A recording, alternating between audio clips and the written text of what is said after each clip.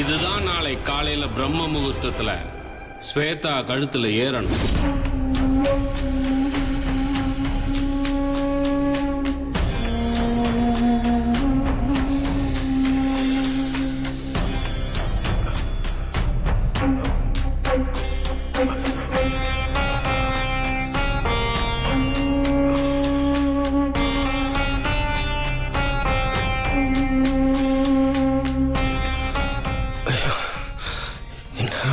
கல்யாணம் முடிஞ்சிருக்குமா?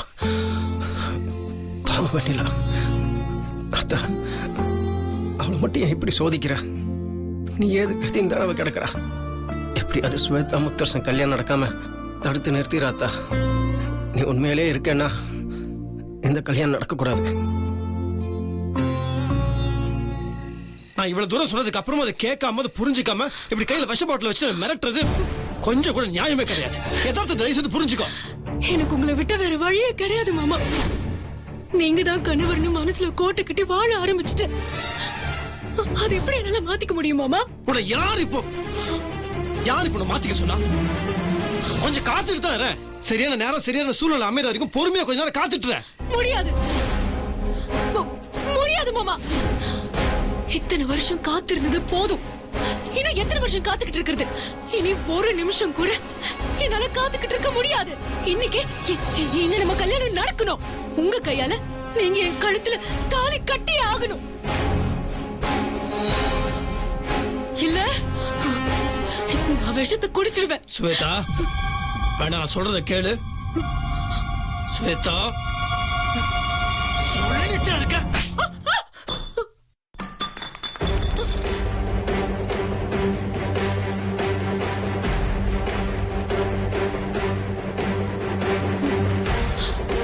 எல்லாத்துக்கும் ஒரு அளவு இருக்கு. அளவை மீறினா இதான் நடக்கும்.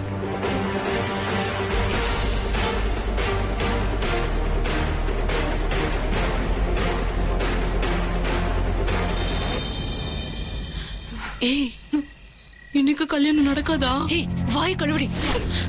என் மாமா என்ன அடிச்சாலும் உதைச்சாலும் இன்னைக்கு என் கல்யாணம் நடந்தே தீரும். குருஜி கொடுத்த தாலிய கூட இந்தா. இதுதான் நீ கொடுத்த சித்ராவோட தாலி. ஃபர்ஸ்ட் குருஜி கொடுத்த தாலிய கூட. இரு குடுக்குற இரு.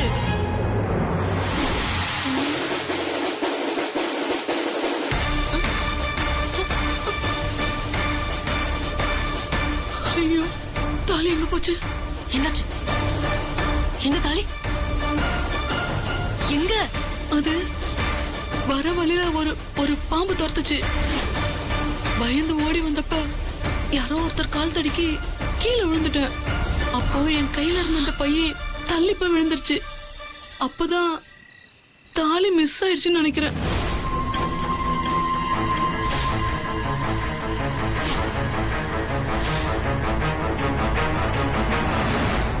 பாம்பை பார்த்த பயத்திலயும் அதிர்ச்சிலையும் 2 தாலி இருக்கா இல்லையான்னு செக் பண்ணாம வந்துட்டேன்டி.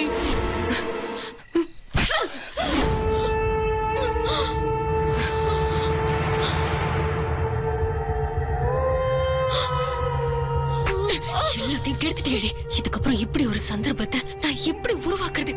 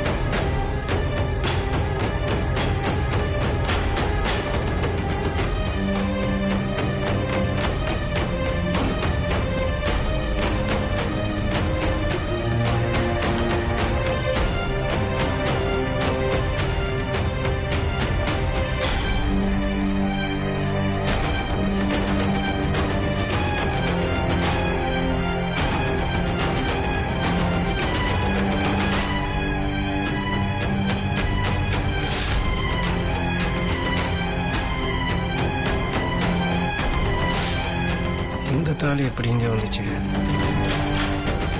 கல்யாணத்துக்கு தேவையான தாலி இங்கே இருக்கு. கல்யாணம் ஸ்வேதா ஏதோ பண்ணி கல்யாணத்தை நிறுத்திட்டான்னு நினைக்கிறேன். எதுக்கு நம்ம போய் பார்த்துருவோம்.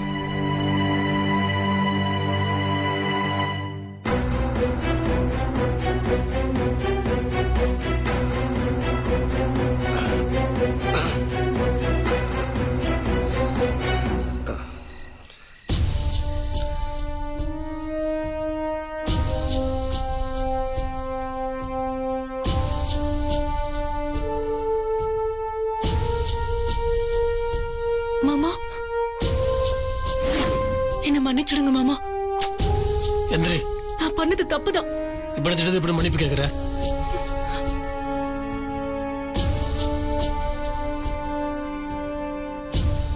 இல்ல மாமா, நான் உங்களை கோயிலுக்கு பூஜைன்னு கூட்டிட்டு வந்து உடனே கல்யாணம் நடக்கணும்னு உங்களை ரொம்ப கஷ்டப்படுத்திட்டேன். நான் பண்ணது தப்புன்னு இப்பதான் நான் உணர்றேன். அதான்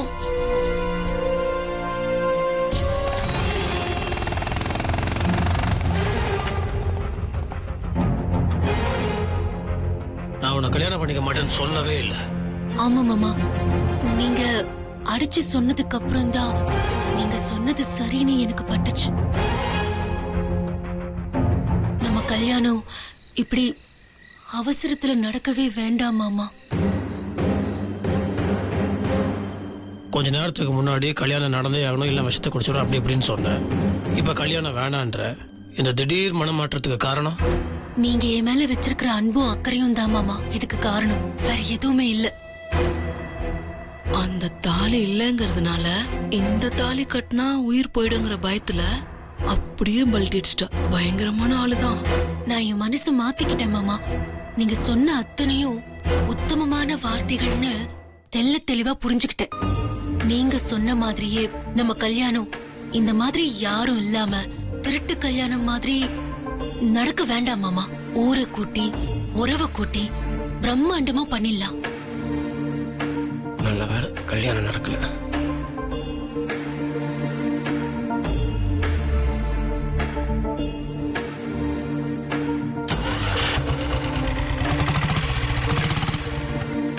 சரி வா, வீட்டுக்கு போலாம். மாமா நீங்க போங்க, நான் ஃப்ரெண்ட்ஸ் கூட பின்னாடி வரேன்.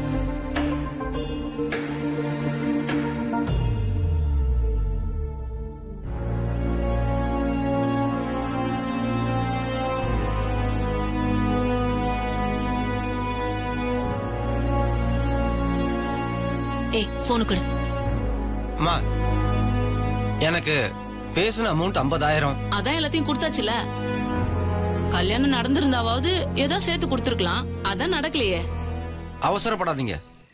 இந்தாங்க, நீங்க எனக்கு கொடுத்த அமௌண்ட் சரியா இருக்கான்னு பாத்துக்கோங்க. ஏன் சாமி வந்த லட்சுமி வேணாங்கிறீங்க? வச்சுக்கங்க. நான் நேர்மையா வாழணும்னு ஆசைப்படுறவன். எனக்கு இது வேண்டாம். பிடிங்க.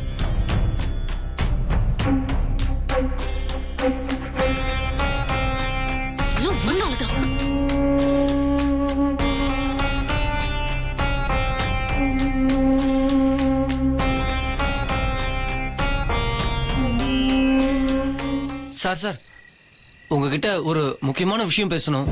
சொல்லுங்க சாமி.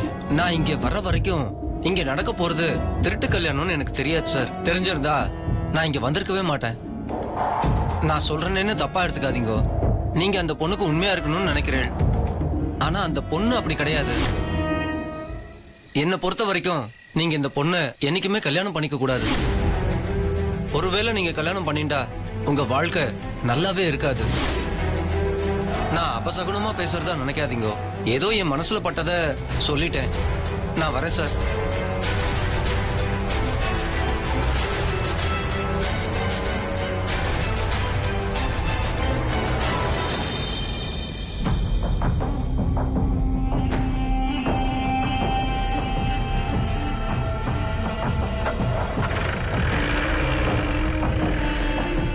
ஸ்வேதா, இன்னும் எவ்வளவு நேரம் தான் இப்படி நின்னுட்டு இருக்குது?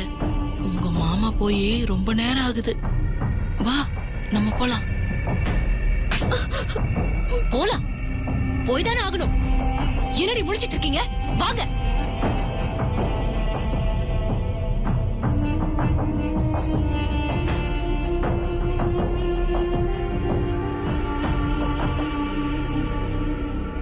ஸ்வேதா, என்ன திரும்ப பண்ண தப்புக்கு என்ன சாக்கு போக்கு சொல்ல போற? ஆ?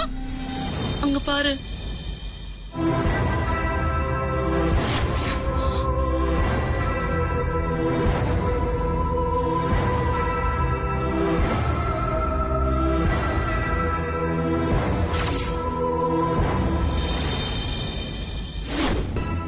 என்னம்மா ஸ்வேதா, நல்லா இருக்கியா?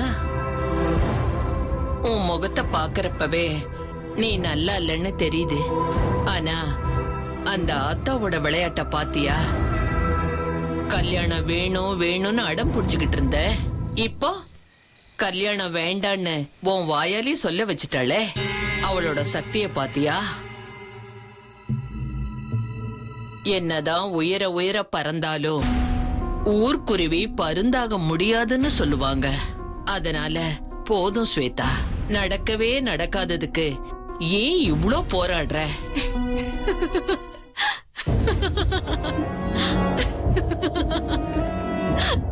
ரொம்ப உயரத்துல பறக்கிறது எனக்கு ரொம்ப பிடிக்கும். ஏன்னா அங்க போட்டி குறைவா இருக்கும். அப்புறம் தில் உள்ளவங்க மட்டும்தான் உயர பறக்க முடியும். ஓ, உயர பறக்கணுங்கிற நினைப்பே என்ன மாதிரி உள்ள சில பேருக்கு மட்டும்தான் வரும். எனக்கு தகுதி இருக்கு. உயிரை கொடுத்தாவது நான் நினைக்கிற உயரத்தை அடைஞ்சே தீருவேன். இன்னைக்கு வேணா மாமாவ உடனே கல்யாணம் பண்ணணுங்கிற என் திட்டம் தோத்து போயிருக்கலாம். ஆனா கண்டிப்பா மாமாவோட என் கல்யாணம் நடந்தே தீரும். நான் நடத்தி காட்டுறேன். அப்ப பாவம் நீங்க வாயடிச்சு போய் நிப்பீங்க. நீ நான் எப்பெல்லாம் சொல்றியோ அப்பெல்லாம் தான் யாருங்கிறத காமிச்சிருவான் அந்த ஆத்தா. கல்யாணங்கிறது நாம நினைச்சா பண்ண முடியும்ன்ற விஷயம் கிடையாது. அது நம்ம தலையெழுத்திலேயே இருக்கணும். அதுக்கான கிரக அமைப்புகளும் இருக்கணும். அதுக்கும் மேல கடவுளோட கருணையும் இருக்கணும். இவ்ளோ இருந்துமே வெண்ணிலா அவ்வளோ கஷ்டப்படுறா. அவ மனசு முழுக்க அன்புதான் இருக்கு. இருந்தும் கூட முத்தரசு அவளுக்கு கிடைக்காதப்போ உனக்கு மட்டும் எப்படி கிடைப்பாரு? முத்தரச மேல நீ மட்டும்தான் பைத்தியமா இருக்க. ஆனா முத்தரச மனசுல 100% வெண்ணிலா மட்டும்தான் இருக்கா. இனிமேலும் வீணா கற்பனை பண்ணிக்கிட்டு உன் நேரத்தை வீணடிக்காத ஸ்வேதா. நான் சொல்றதுல உனக்கு நம்பிக்கை இல்லைன்னா உனக்கு நீயே பரிசோதனை பண்ணி பாரு. நீயாதான் தேடி போய் ஒவ்வொரு தடவையும் முத்தரசங்கிட்ட பேசுவ. அவர் உன்னை தேடி வரவே மாட்டாரு. வெண்ணிலாவை தேடி மட்டும்தான் போவாரு. கல்யாணத்துக்கு அவரு இப்ப மறுத்த விஷயத்திலேயே உனக்கு புரிஞ்சிருக்கணும். நீங்க சொல்றதெல்லாம் லாஜிக்கா வேணா சரியா இருக்கலாம். ஆனா நான் மேஜிக் நம்புறேன். ஓ, ஏதாவது மேஜிக் பண்ணி மாமாவை ஏன் பக்கமா கவர்ந்து இழுத்து கல்யாணம் பண்ணி காமிக்கிறேன். நான் சொல்றத உன்னால இப்ப ஏத்துக்க முடியாது. ஆனா முத்தரசம் முன்னால அசிங்கப்பட்டு அவமானப்பட்டு நிப்ப பாரு, அப்ப புரியும். வெண்ணிலா அந்த தெய்வத்தோட குழந்தை. என்னைக்குமே அவளுக்கு கடவுளோட ஆசீர்வாதம் இருக்கு. ஆனா உனக்கு அது சுத்தமா இருக்காது. நீதான் சொன்னியே மேஜிக், மந்திரத்தையும் மாந்திரிகத்தையும் நம்புறேன்னு சொன்னியே. ஒன்னு சொல்றேன், தெய்வ நம்பிக்கையோட வெண்ணிலா பண்ற ஒரு சாதாரண விஷயத்த கூட உன்னால பண்ண முடியாது. வெண்ணிலா நினைச்சா ஆத்தாவுக்கு எப்ப வேணும்னாலும் தீச்சட்டி எடுப்பா. அந்த நெருப்ப அதை தாங்கக்கூடிய சக்தி அவ மனசுல இருக்கு. அதுக்கு கடவுளோட கருணையும் இருக்கு. நீ மட்டும் அதை முயற்சி பண்ணி பாரு. நீ நினைச்ச உடனே அப்படியெல்லாம் எடுத்துட முடியாது. வெண்ணிலா யாருன்னா அப்பவாது உனக்கு புரியும். அப்படியா? நான் யாருன்னு காமிக்கிறேன். அதுக்கான நேரம் வந்துடுச்சு.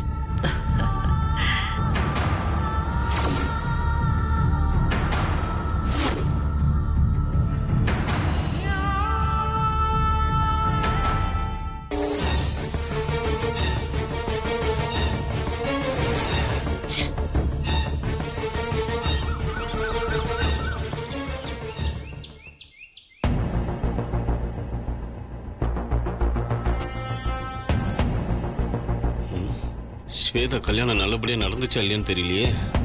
ச்சே, ஸ்வேதாக்கு லைன் வேற கிடைக்க மாட்டேங்குது.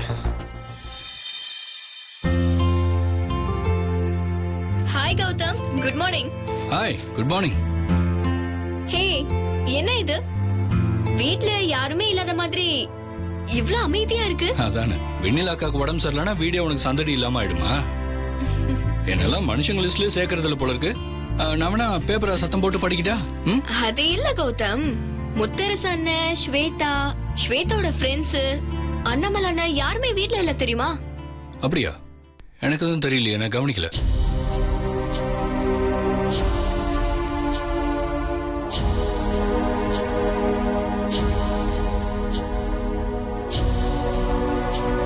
வாங்கண்ணா, உட்காருங்க. என்னண்ணா ஜிகுஜிகுன்னு வேட்டி சட்டையில மாப்பிள்ளை கோலத்துல வரீங்க? அதுவா? அது ஒன்றும் இல்லைம்மா, பக்கத்தூர் கோவில்ல விசேஷம். அதான் நான் உங்ககிட்ட சொன்னேனே. அப்படிலாம் எதுவும் சொல்லலையே. சொன்னேன் ஜனனி, அது நீ வேலையில் இருந்தனால மறந்துருப்ப. சரி, அதை விட நீ மாப்பிள்ளை பேப்பர் படிச்சு முடிச்சிட்டீங்களா? நான் அதை படிச்சுட்டு இருக்கேன். மாப்பிள்ளைக்கு காஃபி கொடுத்தியா? காஃபி குடிச்சிட்டே பேப்பர் படிச்சாதான் அது சுவாரஸ்யமா இருக்கும். போ போ, காஃபி எடுத்து. ஒரு நிமிஷம் கொண்டு வரேனா?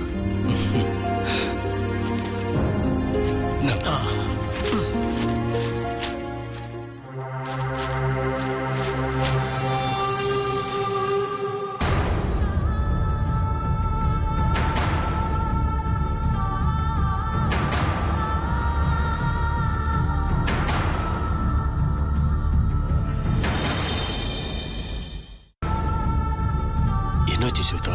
எதுவுமே நடக்காம எல்லாமே கெட்டு போச்சு.